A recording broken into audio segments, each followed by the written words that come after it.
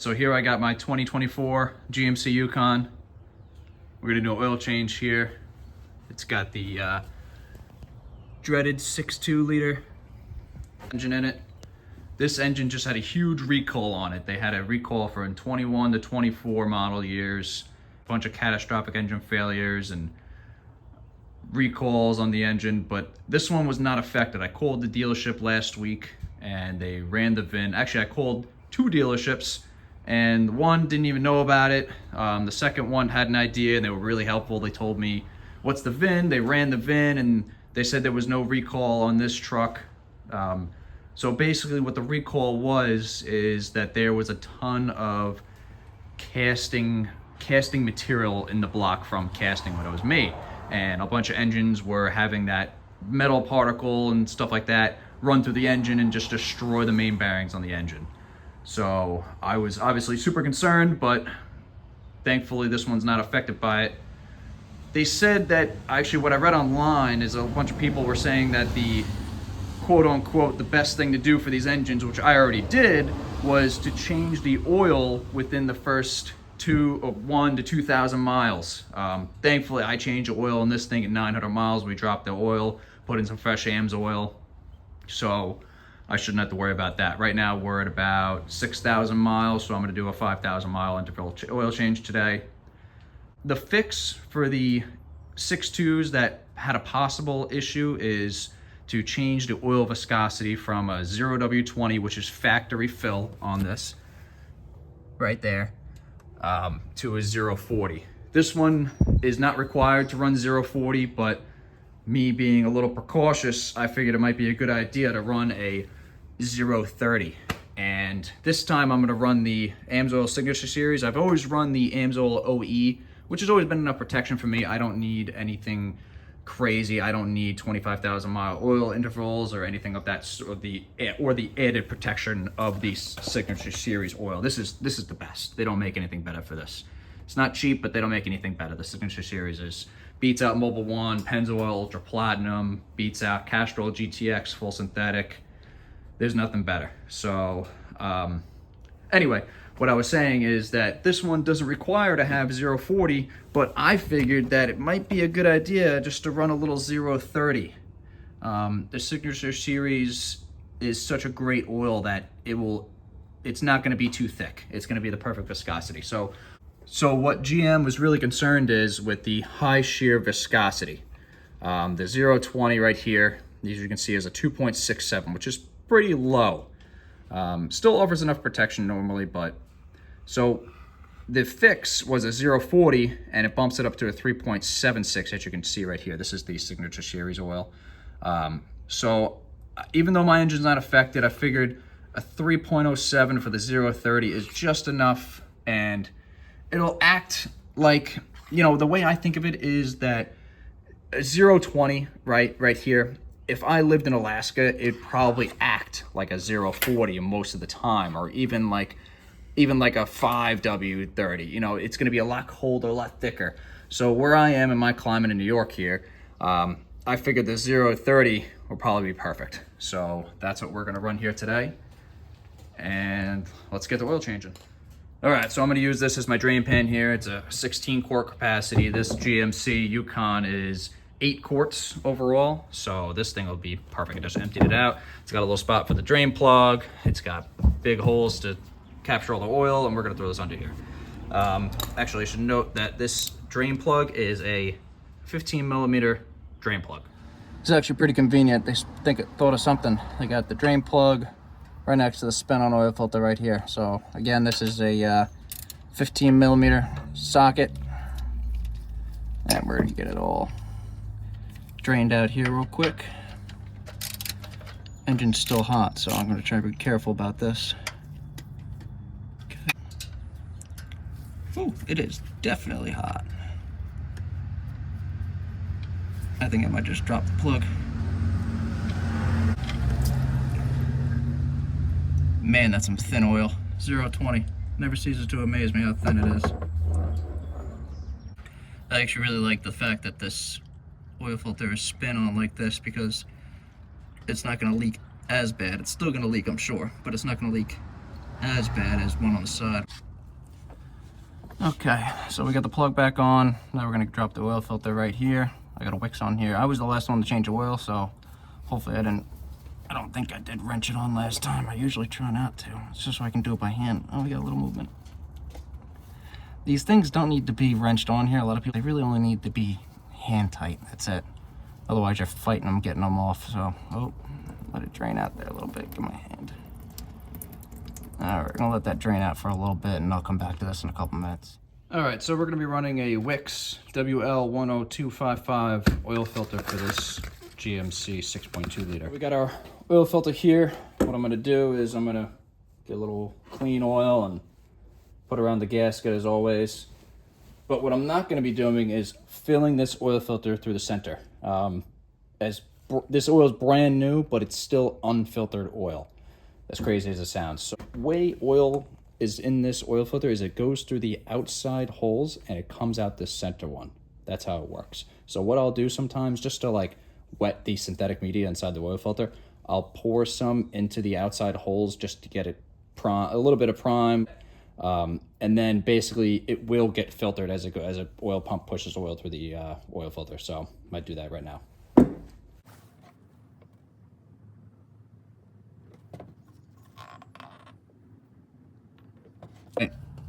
Throwing this oil filter back up.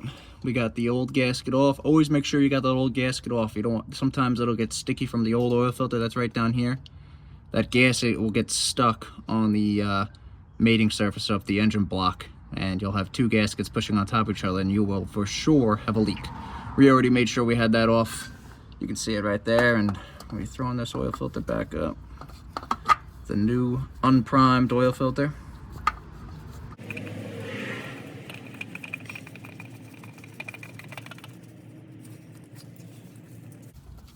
Nice and tight, we're good to go. Oil is drained, filter is changed, plug is in. Now the fun part, we get to fill it up with a little Amsoil Signature Series 0w-30. Like I said before, they recommend 0.40 in, I don't know, maybe 75% of these engines that are affected. So I don't think the little bit of jump from 0.20 to 0.30, especially the Signature Series, is going to hurt anything in this engine, if not benefit it. Just to prolong it. Who knows? This is such an early recall that, who knows, GM in 2 months might say all 6.2s across the board affected, not affected from 21 to 24, just run 0.40, that's it. So for right now, I need an oil change in this thing. So for right now, I'm just gonna run the 0.30, and I think that should be sufficient enough. It's not gonna hurt it, even if they say not to run the 0.40, or if they do, I'm almost at a 0.40. Here's the 0.20, 88, 47 on the viscosity indexes, and that's for 0.20, 0.30, 10, and 57. A little bit of a jump, nothing to be too concerned about. The 0.40 right here is a 14 and 84. That's a pretty good jump, so I'm just playing it on the safe side, especially with the Signature Series. TBN across the board is phenomenal on these. So we have, yeah, especially the high shear viscosity, 2.67, and 3.76 is a pretty decent jump. So keeping it at just about over almost a 3.1 right in the middle there, and we should be good to go.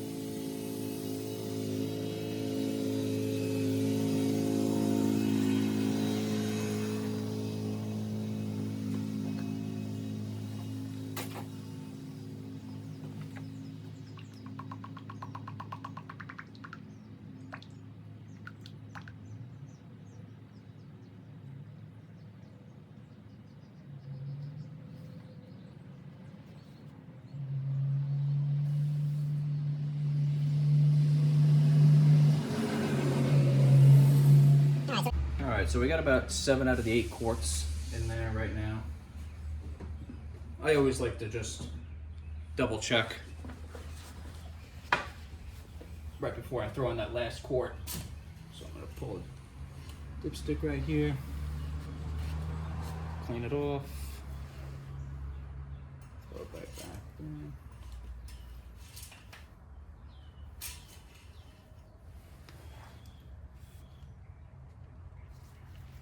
And it's kind of hard to tell. Check it one more time. See, it's clean right there, nothing on the dipstick.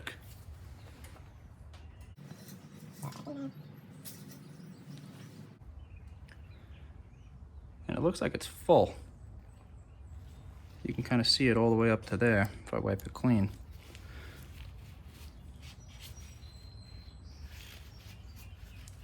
All right, let's give it a couple minutes to kind of settle out, and I'll check it again in a couple minutes here. It's been a couple minutes now. I'm gonna check it again. It's still showing full. So that's 7 quarts in the motor right now. You gotta remember, this thing was running about a half hour ago, so it's got oil all over the engine. So it might have a little bit leftover residual. I didn't let it drain for a while. That just kind of, till it started dripping, I plugged it back up. So we'll get it started here. We'll fill the oil filter. That thing's still empty, so it might bring that back down to right where it needs to be, and we'll check it in a minute. And top it off if need to be.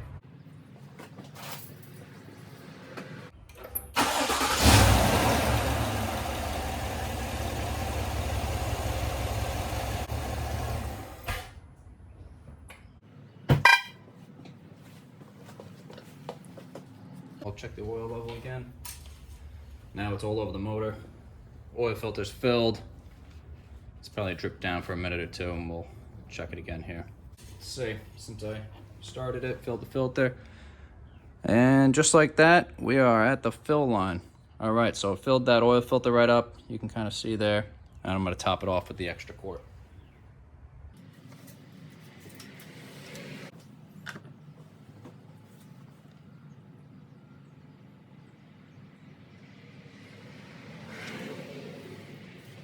I always like to do this really slow because it's a lot easier to underfill an engine than overfill it. And I don't want to overfill it just so we don't get any foaming or crankshaft windage in the oil pan down there. Or I even have to, worst case, try to drain it out. That's a nightmare. I can always add more. That quart down is not going to hurt it. I had oil pressure. Everything's all right. The engine can function fine. 10% low on oil like that. It's not a big deal. And you can kind of see right there with that little extra, we are right in the safe. I'm going to top it off a little bit more because I have it.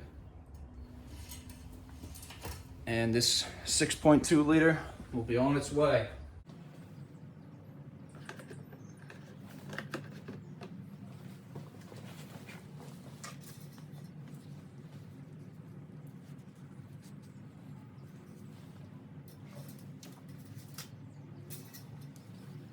I'd call that right on the money. Perfect.